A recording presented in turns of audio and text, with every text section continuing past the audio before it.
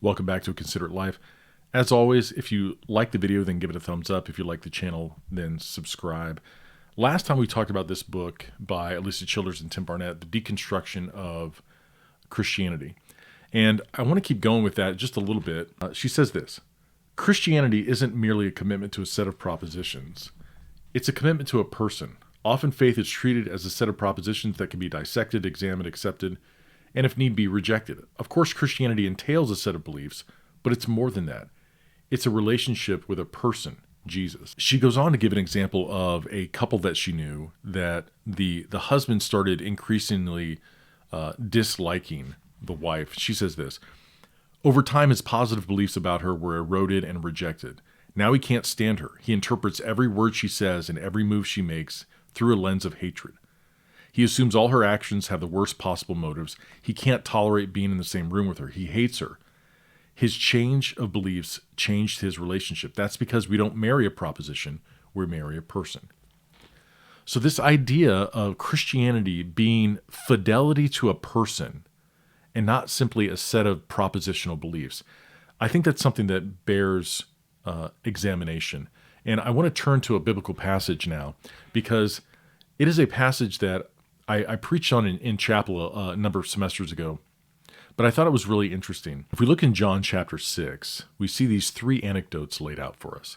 First, Jesus feeds the 5,000. He feeds the 5,000 people plus maybe women and children. They eat until they're full. Then the disciples start going across the lake, and Jesus walks on the water. He walks through the waves out to them, and then they receive him in the boat. It says the disciples are terrified. So they see Jesus walking on the water. And then the next day, the people realize Jesus is gone. They go find him, and he says, you're following me not because of what I've been preaching to you, but because you ate and had your fill. And this is when Jesus starts intentionally pushing those that followed him to recognize his identity. And that is, he goes all the way to saying, unless you eat my flesh and drink my blood, you have no part with me. And the disciples' response comes out in verse 60. It says this: on hearing it, many of his disciples said, this is a hard teaching. Who can accept it? Aware that his disciples were grumbling about this, Jesus said to them, does this offend you? What if you see the Son of Man ascend to where he was before? The Spirit gives life. The flesh counts for nothing. The words I have spoken to you are spirit and they are life. From this time on, many of his disciples turned back and no longer followed him. You do not want to leave too, do you? Jesus asked the 12. Simon Peter said, Lord, to whom shall we go? You have the words of eternal life. The way Jesus protects the faith of the disciples is that the evening before is not a normal evening. Jesus walks out on the water, out to the boat, right? Whatever they understand about Jesus, they understand that there's something supernatural about him, right? He does this the day before he starts to say these really hard things to the crowds.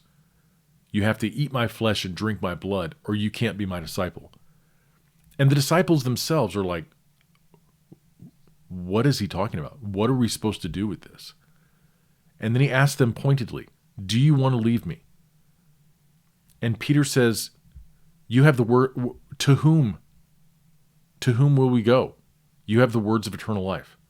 Like, I don't know what you're talking about, but you're from heaven and we're going to follow you. And this is the point that I wanted to make. I wanted to make the point, as Elisa says in the book, our fidelity, in our Christian faith, our fidelity is not to a set of propositions that can be examined and rejected or whatever. Our fidelity is to a person, the person Jesus Christ. And here's the rub. Jesus doesn't ask us to believe in our own understanding of a set of Christian beliefs. He doesn't ask us to move forward in our faith because we always understand what he's saying and what he's doing. He says to trust him, and that is the nature of faith. Trust in Jesus. That when we don't understand why God is saying what he's saying, we don't understand why God is doing what he's doing, that we still trust him. I've got this video on The Problem of Evil versus the Mystery of Evil, that deals with how when we experience pain in life, it doesn't do us any good to back up and start asking all these abstract intellectual questions. Because the experience of pain in life can only be met with another experience, the experience of God's love. And this only comes through Jesus Christ and then through the Spirit. Now, providentially, the last 2 Sundays, my pastor's been speaking out of Jeremiah 2. And there's something in Jeremiah 2 that struck me in the context of knowing that I was going to do a video like this. Jeremiah 2 says, "Your wickedness will punish you. Your backsliding will rebuke you. Consider then and realize how evil and bitter it is for you when you forsake the Lord your God and have no awe of me, declares the Lord Almighty." Basically, the way to think of this is the rod of the Lord is the world. Your wickedness will bring its own punishment. Your backsliding will punish you. God doesn't have to reach out supernaturally and punish you. You have abandoned the Lord and you have given yourself over to a satanic world system.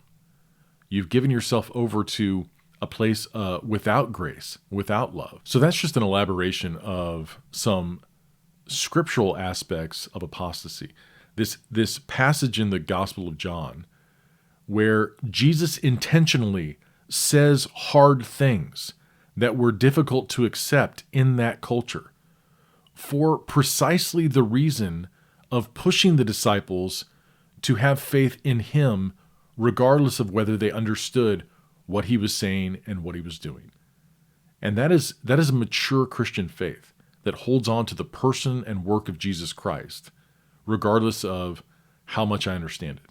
And the second thing is this: the initial freedom that someone might feel at feeling unconstrained because they've thrown off the oppression of the Christian faith, it does not come without consequences.